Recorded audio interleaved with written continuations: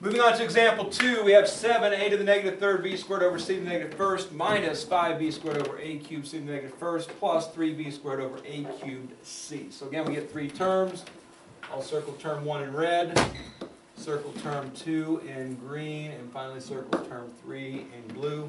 Every term is always separated by pluses and minuses. So if you see a plus or a minus, that's the next term. Each term has to affect itself only. Don't worry about each term as a group until you fixed each of them individually. Let's go with Amber. What's wrong with the first term? Give me all the things wrong with it. You have to put the c on top, and negative 3 on the top needs to go to the bottom. Just the negative 3? Oh, the a. The whole thing. Negative 3. All right. Okay. All right.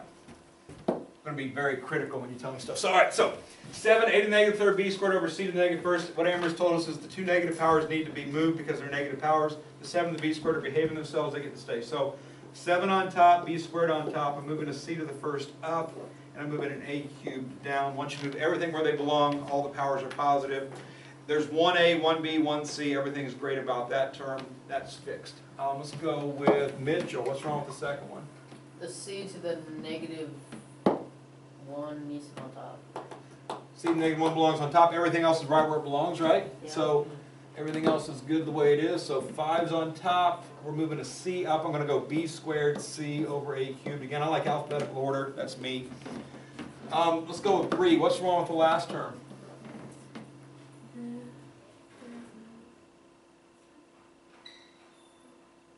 Anything? No, there isn't. No, no, okay, perfect, nothing. Couldn't quite hear you, sorry.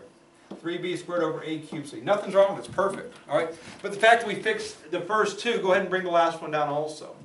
Each of these fixes isn't terribly difficult either, so if you see this in your book and you want to transfer it to your paper in correct form, that's fine. As long as it's not taking on too much. If you have to do like 5 different things to fix it, you might want to do it in pieces. But move a couple terms, easy. Move a term, easy. Write down the term, easy. So that might be something you see in your book written like this. You just transfer your paper in correct form. Now, looking at these 3 terms, they all contain a cubed. They all contain c to the first. They all contain b squared, right? Yep. All right. Kim, which one's not a like term? 3 squared over a to the third c. And why is that not a like term? Because c's on the bottom, so the top. Perfect. All right, C's in the wrong location. So again, 3-step criteria. Step 1, same letters, which we have. Same powers, which we have. Same locations we don't have. C on top, C on top, C on bottom. That makes it different, so it cannot be added with those two. These two, of course, can be added together. So I'm going to take these two here. 7 minus 5 makes 2.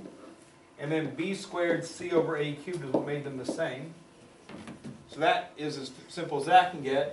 Then I'm going to add this 3b squared over a cubed c to that. And I'm going to circle my final answer because I can't do anything else to that. If your job is to simplify by adding like terms, the end, stop there. If your job is to add the algebraic fractions, which we're going to get to down the road, then you have to get a common denominator, that kind of stuff to do what you can do.